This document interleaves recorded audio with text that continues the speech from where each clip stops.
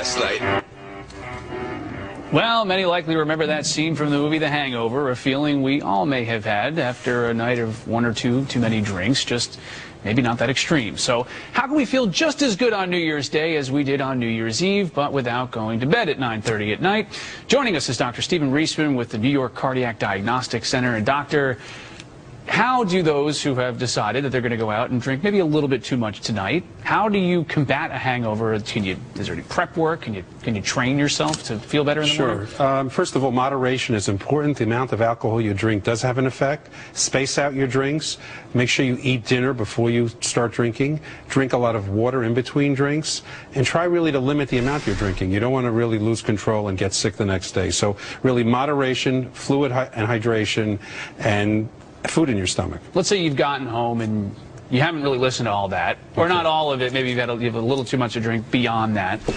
Is there something that you can do before you go to bed? Some people chug water, Gatorade, Pedialyte, things like that. Yeah, again, it's important to be hydrated, to drink water, get a good night's sleep as best you can.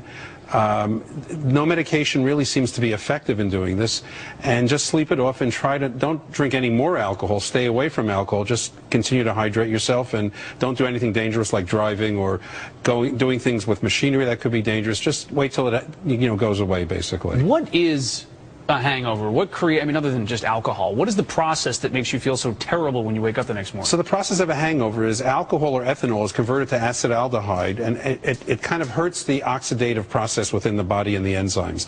And you get dehydrated also, and there's a lot of fluid that you lost from running to the bathroom. There's problems with fatigue, headache, and they're all related to enzymes within the body being affected oxidatively by some of these byproducts. We do know that some of the darker alcohols are worse than the clear alcohols, and they have things called congeners, which are organic molecules that can break down into substances such as methanol and be even more toxic to the body. So believe it or not, gin and vodka are a little safer than other types of colored liquors. How about wine, beer? Red wine also has congeners, and dark beer seem to have these congeners, so lighter beer seems to be better than darker beer. Red wine also has issues in high levels. We know that for heart disease, which is my area, 1 or 2 glasses of red wine is good for you.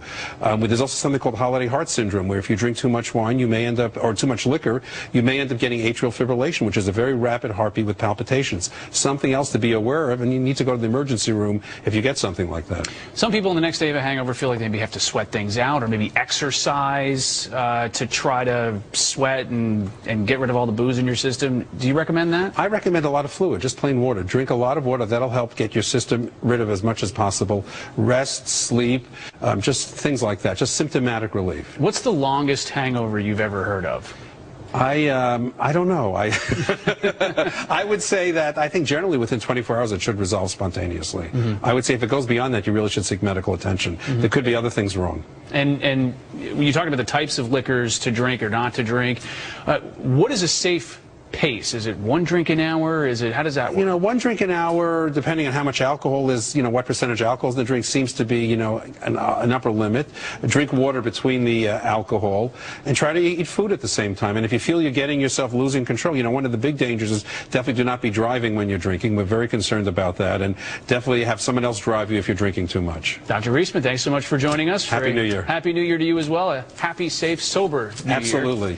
Hangovers are just one item in 2013 we wish would all go away. In tonight's Top 5, compiled by USA Today and chosen by our staff, the 2013 fads that need to end. Number 5.